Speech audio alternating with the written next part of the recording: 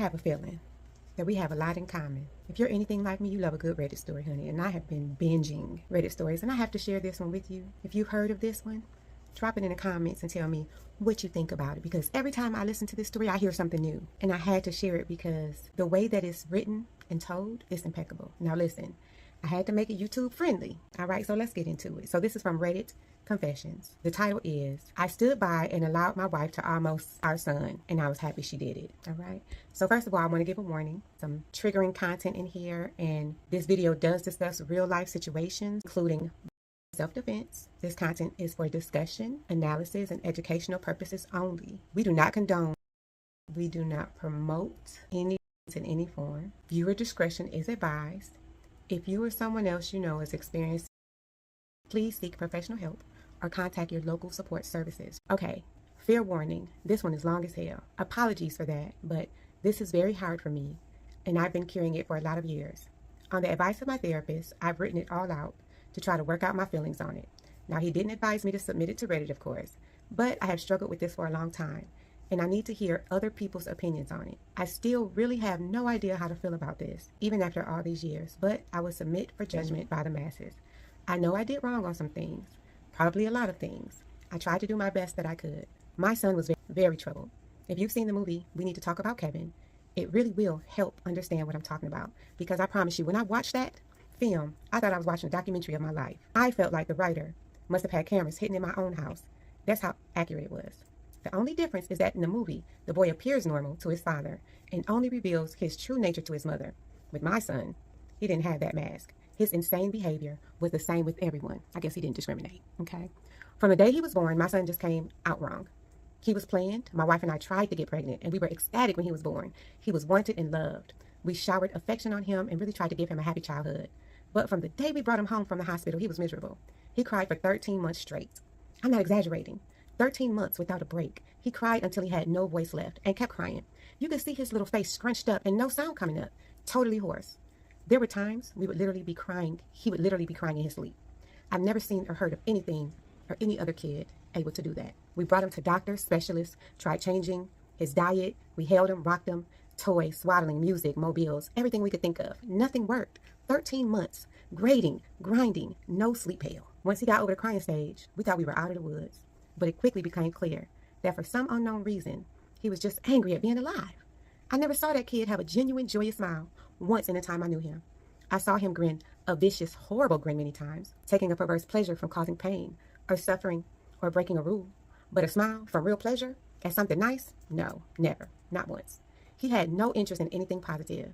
He was fueled by resentment, and everything he did was bent toward that. Do you know any kids like this? Or any adults? I do. As soon as he could walk, his mission in life was to destroy things.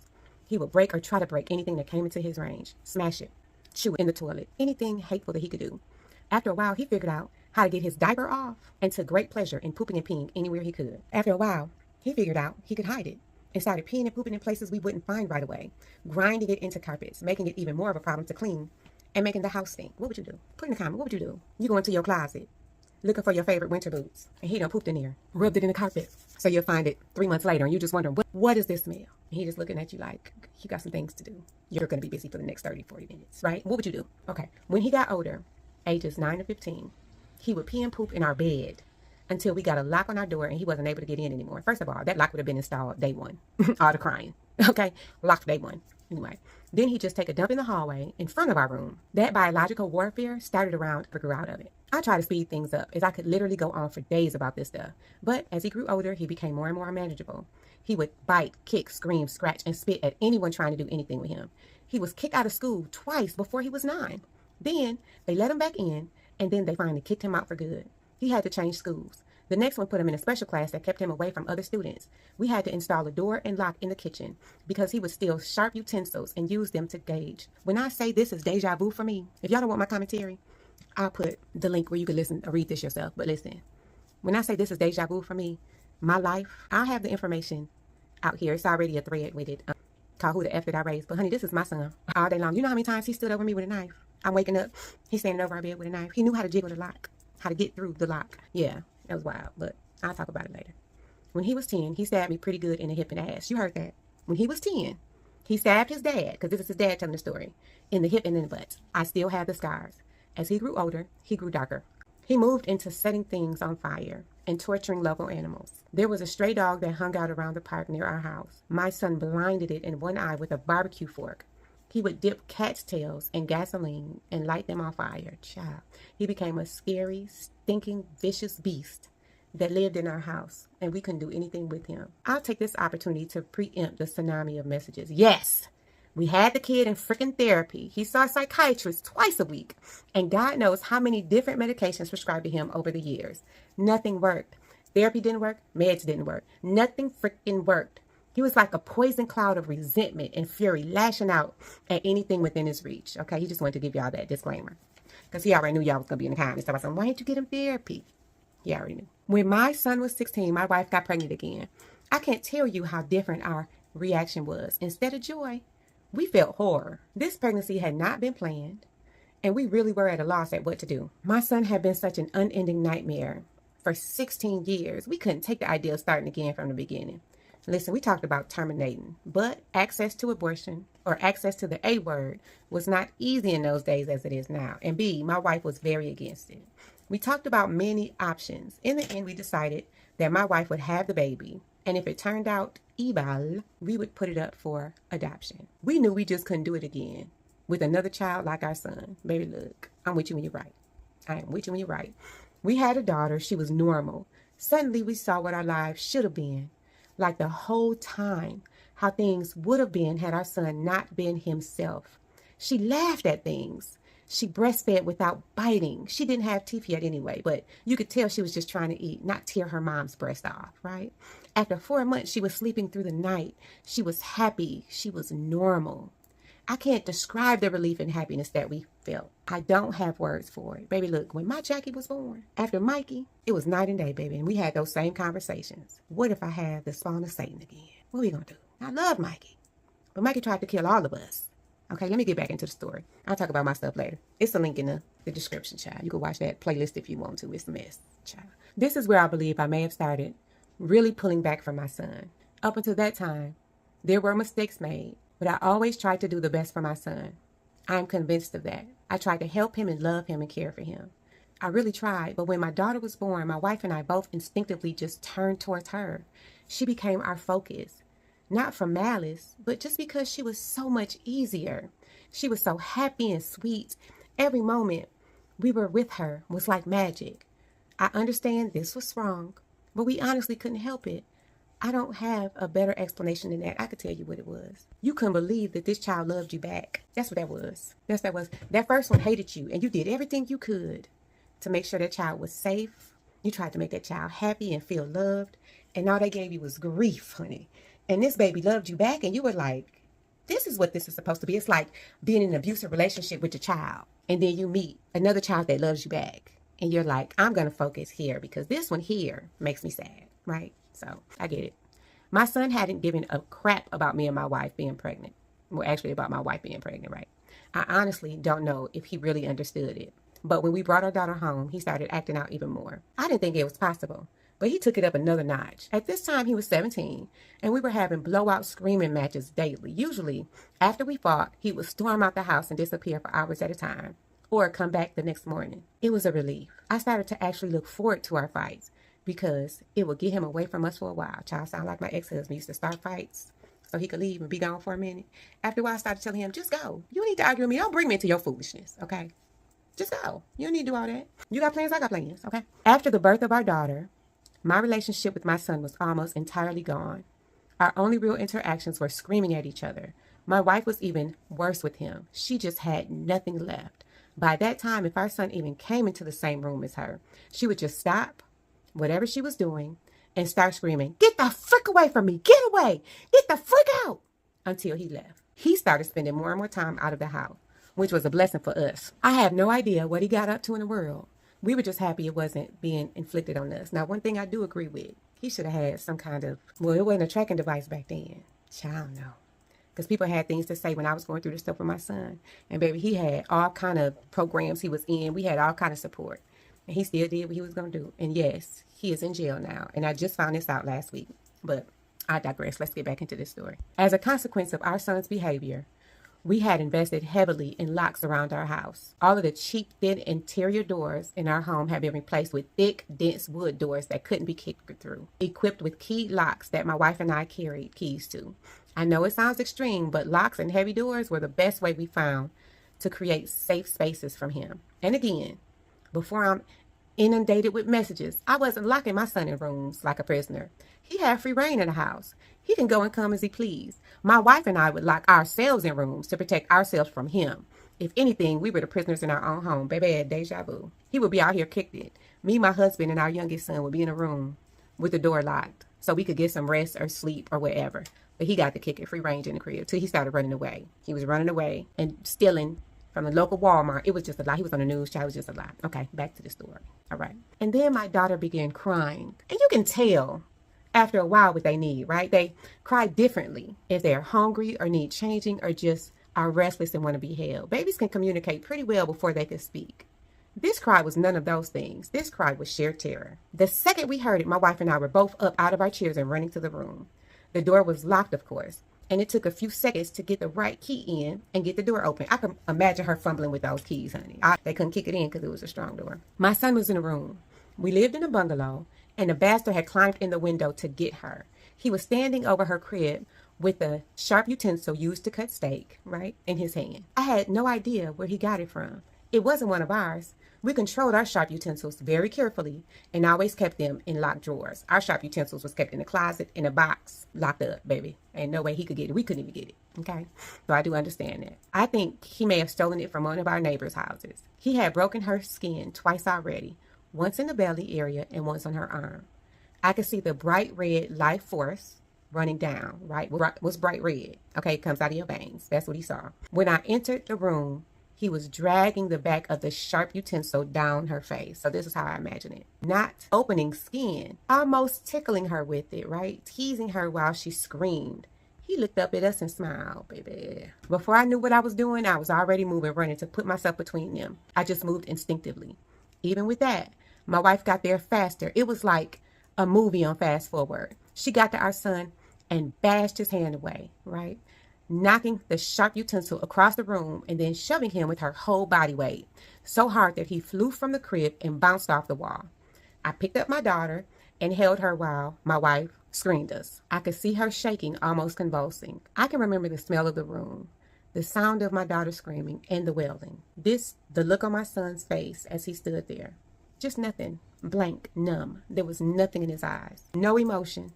He looked like an alien to me. I watched my wife take a step toward him. I could have reached out and stopped her, but I didn't. She stepped forward again, very close to him. I could have stopped her again, but I didn't. She waited, looking at him maybe 3 to 5 seconds without moving, and then she in the face. Now, until this point, you may have been picturing my wife as a typical woman. Small frame, dainty, delicate. This is not the case. My wife does have a small frame, but dainty and delicate she is not. Never has been since I've known her. Since her early teens, my wife has been a boxer. MMA didn't exist back then, but karate and boxing were big in those days. And my wife was a very talented amateur. She was about 130 or 130 pounds. She carried a lot of muscle and she knew how to punch. I had 70 pounds on her back then. And I have no doubt that in a real fight between me and her, she could have won and she would have wounded me flat, pounded me flat. Neither of us had ever laid a hand on our son in anger before. But something broke in her that day, and all the years of anger and pain and sorrow and frustration just came pouring out. When his head snapped back, and that red substance started pouring out of his nose. He hardly reacted. He just looked at her with this shocked expression like he didn't know how to process what just happened. That's like some people that's effing around and finding out now, right? You don't mess with the wrong one, now you shocked. Well, let's keep going. She waited another second, then she clocked him again, right? Now, I could have reached out and stopped her. I could have dragged her out the room, taken her away, calmed her down, but I didn't. I just stood there and watched while she systemically started to pound him into a pulp. Every time he brought his hands to cover one part, she would blast him somewhere else, body, head, over and over. He started screaming, crying out, yelling for her to stop. It's the most genuine reaction I've ever seen him have to anything in his whole life. But she wasn't stopping. I watched her ramping up, hitting harder, faster, working him like a heavy bag. Man, He tried to swing at her, and she slipped him easily. Baby, she was done. He was no longer her son at that point. He was somebody in a skin suit that she needed to annihilate because she was done. She snapped out. She was on autopilot, sinking down in her training. I stood there watching for a minute. Then I turned my back on him and took my daughter out the room, right? Because he had to take care of the baby. He had, I brought my daughter to the kitchen and gave her a bath in the sink. I found that he had nicked her a third time on the sole of her foot. Okay, so what would y'all do? Would you stop your partner from wailing on this spawn of Satan? Would you take care of the baby? Would you call the popo? Would you call an ambulance and risk having the authorities involved? They didn't get involved when he was torturing them. When the dad got stabbed twice, wasn't nobody taken away. What would you do in this situation? What would you advise your friend to do? What you think they should have did, okay? So now he's in the kitchen cleaning off his daughter's foot because she's been nicked in multiple places. So I'm going to keep going. All of the gashes were superficial. I cleaned her up and held her until she calmed. I put polysporin and Band-Aids on her gashes. In our bedroom, I could hear my son screaming, calling my wife horrible names, telling her he would remove her head and bang her corpse. And he did. And that's why he getting what he got. After a while, I didn't hear him saying anything anymore. Child done did my hair too tight. Didn't even hear him crying out. I assumed that he must have been knocked out, but I could still hear her pummeling him. This went on for a long time, long enough for my daughter to drift off to sleep in my arms. I just sat there in the kitchen at the table waiting for her to finish. Finally, she came out and sat down across from me. Her hands were swollen and red. Her face and arms were splattered with her bright red life force. Maybe it was his bright red life force. Somebody's life force was on her child. Her chest was heaving. We just stared at each other without saying anything. After a while, I asked her, "Is he gone?" She looked at me and said, "I freaking hope so." I nodded. That was all there was to say about that. I understood how she felt perfectly. I felt the same. I didn't know what to do. So we just sat there waiting silently. Eventually, my wife started crying and went to go take a shower. I just stayed where I was holding our daughter. After a long while, I heard moaning and sobbing coming from our room. It turned out that my son was still alive. I went in to see how bad it was, and it was pretty bad. I've never seen a more merciless pummeling laid onto anyone before or since. He was lying on the floor, rolling around with that red substance leaking out of his face, lying in a pool of vomit. Child, he had to get out of there. His nose was swashed flat out across his face. Both of his eyes were completely swollen shut and starting to blacken already. I could see that a couple of his fingers were bent at weird angles, and he peed his pants. Well, he likes peeing his pants, child. He likes peeing in your bed. Now he can see how your bed felt, okay? I think he must have been missing teeth, but I didn't see any of them on the floor. I couldn't see inside his mouth because his lips were puffed up and swollen. From talking to my wife about it later, I know now that she had systemically pummeled every part of his body, focusing heavily on his legs. She told me that her foot made contact with him in the groin repeatedly until his legs got tired and just kept pummeling his body long after he passed out. When my wife came out the shower, I still didn't know what to do about our son. I didn't know whether to call police or ambulance, take him to the hospital myself. I honestly didn't have any idea what to do. After a while, I realized I simply didn't care what happened to him anymore.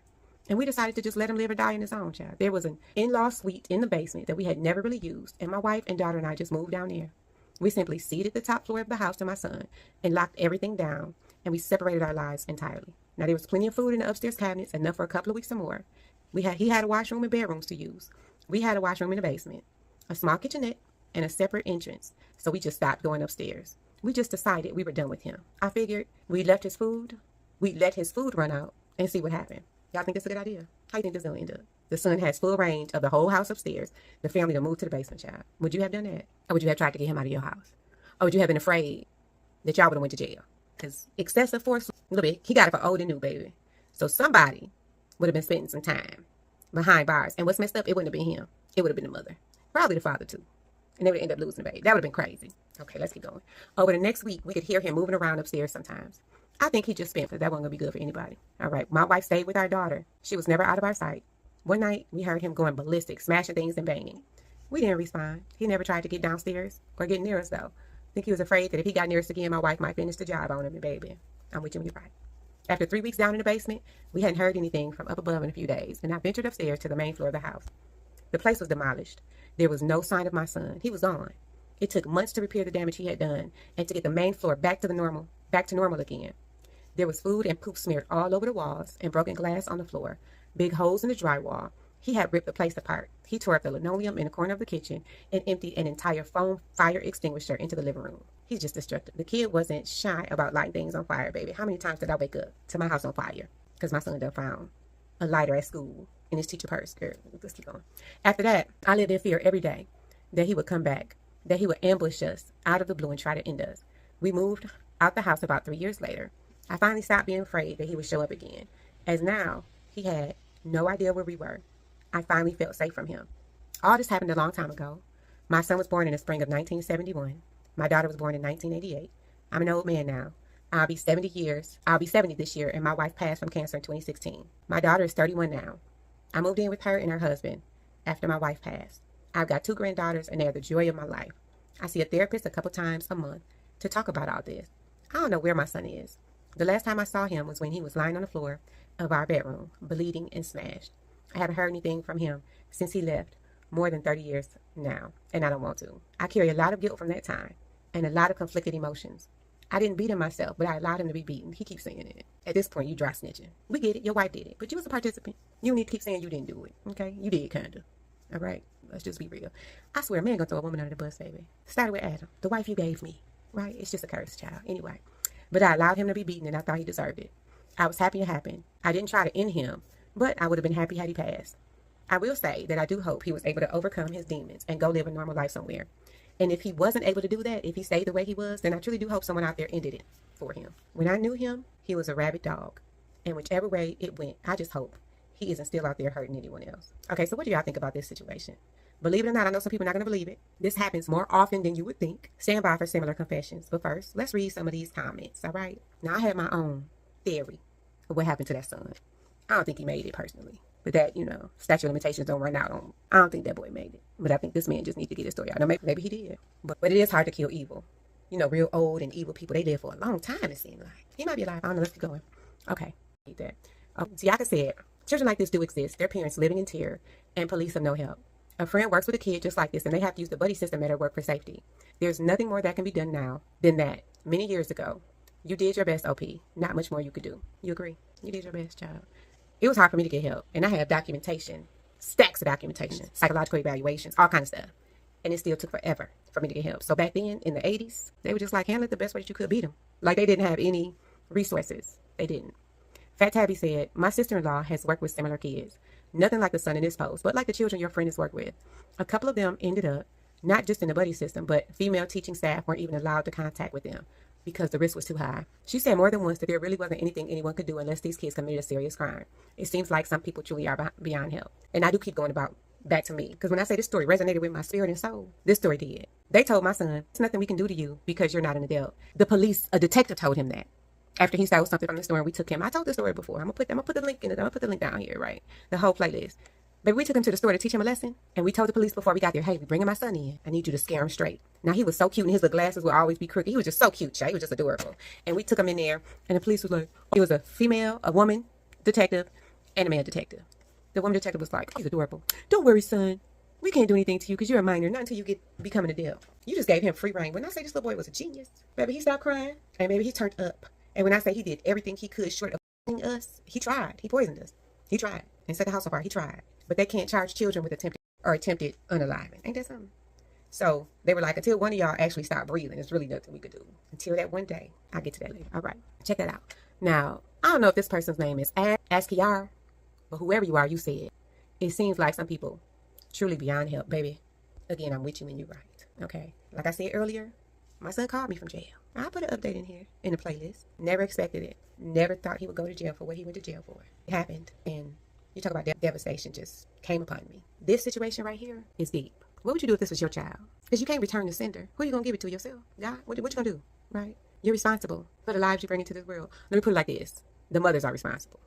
The custodial parents are responsible. 90% of the mothers, right? I'm just throwing that number out there like people do. And it's heartbreaking. He had 2 parents. Imagine if it was just one. My son had me and my husband. Had it just been me, he would have taken me out because I was not paying attention like I should have, right? I kept seeing him as my child, as this sweet little boy, and that's not who he was, right? And we forget because we grew these people. We've nourished these people with foods from our own bodies. So you never imagine that this person that you love and cherish and gave kisses to and kissed them little toes and just love on them so much, you would never imagine that this person would try to take your life after you gave them theirs, child. So you tend to, not see all the things until you don't have a choice because your house is on fire, or you're in a hospital because you've been poisoned, or you walk in on him choking your baby or putting a pillow over his face. Then you're like, okay, something's not right here. Be mindful who you procreate with. If you already have children and you have issues like this, Visit I can help you get some resources. I can tell you what I did to help begin the process of making sure we were all safe, and I'll give you as much support as I can. Take care of yourself. Watch the signs. There's no such thing as the benefit of the doubt. If you have doubt, use that to your advantage. It's trying to keep you safe. That's my 2 cents. Take it or leave it. It's free.